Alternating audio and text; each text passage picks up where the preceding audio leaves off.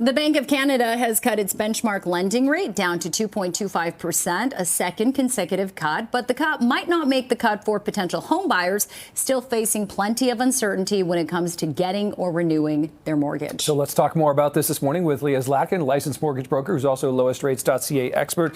Leah, good to have you back again. As we sort of do, every time the bank makes a cut, we sort of turn to you about this.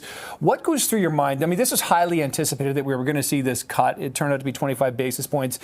Is your sense that this is going to be enough, or is this still going to be very challenging times for people, home buyers? Well, there's a couple of different opinions here. At this point in time, we don't believe the Bank of Canada is going to continue decreasing the rate at any time soon. December 10 is our next announcement date. We don't think they're going to cut again right now based on what they said yesterday. Yeah. In terms of that 25 basis points cut, well, it's a bit good for variable rate holders or people interested in a variable rate product. This brings some variable rates down to 3.74%. And because you're qualifying at your rate plus 2%, you're actually qualifying at a rate about 0.25% lower than you would on a fixed rate, which means you qualify for a little bit more home than you would have yesterday. This being said, we want qualified buyers to be going out and buying homes. So if you're worried about job instability, it might still be a good time to wait and sit until you're ready to move forward. Yeah. So right now we're we spoke to Royal LePage and we've been kind of getting data about what's happening right now in the housing market. There seems to be a lot of supply and that it is a buyer's market, but things aren't really moving that fast. So is your advice right now to stick with that variable or to lock in on a fixed, given what we know might or might not come in December? If you currently have a variable rate product, it might be a good time to hold that variable rate. You just got a cut. You're going to benefit from a little bit of a discount for a period of time here.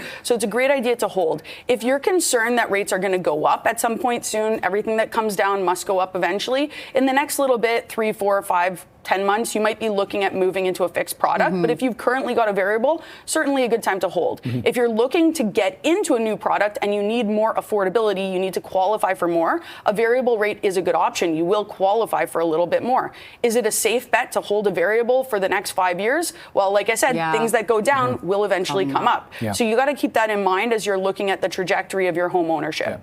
And I wonder, Leah, what you took from what Tiff Macklem said yesterday, because he really released, a very thorough look at Canada's economy here, of course, which is going to have a big impact not only on lending rates, but of course on the housing market and overall economy as well. What stood out to you?